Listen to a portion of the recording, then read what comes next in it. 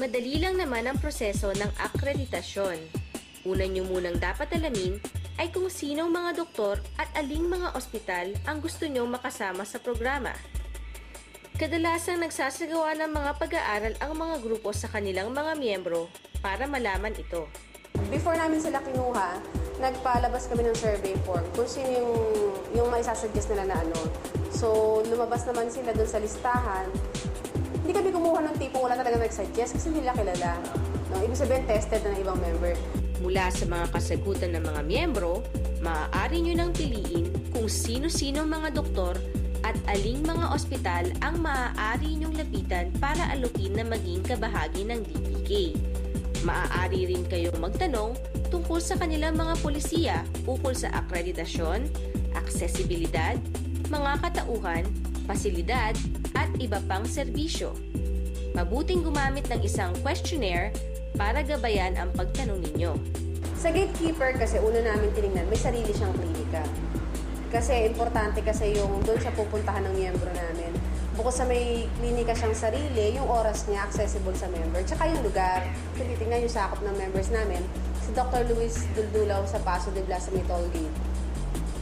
Maraming member doon eh. Hindi na sila pwedeng dumayo dito para mag-check up. Sa area naman ni Dr. Santiago, Malinta area, tapos dyan sa may Balugaran. Sa hospitals naman, kung mapapansin mo, mostly within Bulacan, karatig na lugar namin, tsaka Valenzuela.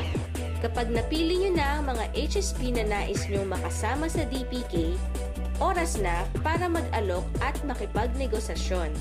Napaka-importante ng proseso ng pakikipagnegosasyon. Ang negosasyon ay ang proseso ng pag-uusap ng dalawang grupo para makakuha ng mabuting ugnayan. Dalawang grupo ang nagtutulungang makarating sa solusyon o common ground. Para magkaintindihan ang HSP at ang organisasyon ng DPK, kailangan magkaroon ng maiging pag-uusap sa pagitan ng dalawa. May middle ground ang bawat isa. Sometime 1 year ago, they came here and asked for my assistance to be the gatekeeper of Baldeco.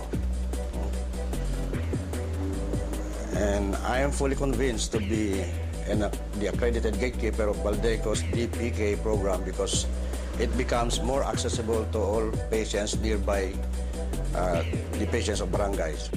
May ilang konseptong dapat isa-isip kapag nakikipagnegosasyon. Ang ZOPA o Zone of Possible Agreement ay ang common ground kung saan ang dalawang parte ay makikinabang sa kanilang partnership.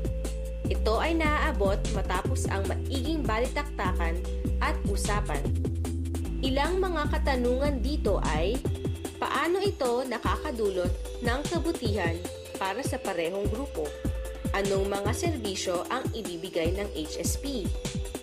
Ano naman ang katapat na kabayaran ng DPK sa HSP? Paano ang sistema ng bayaran?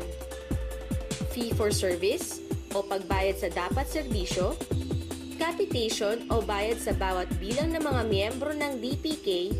O sistemang salary o bayad bawat buwan o iba pang takdang panahon? Minumungkahi sa akreditasyon ang sistemang salary para sa mga pribadong doktor na nagbibigay ng konsultasyon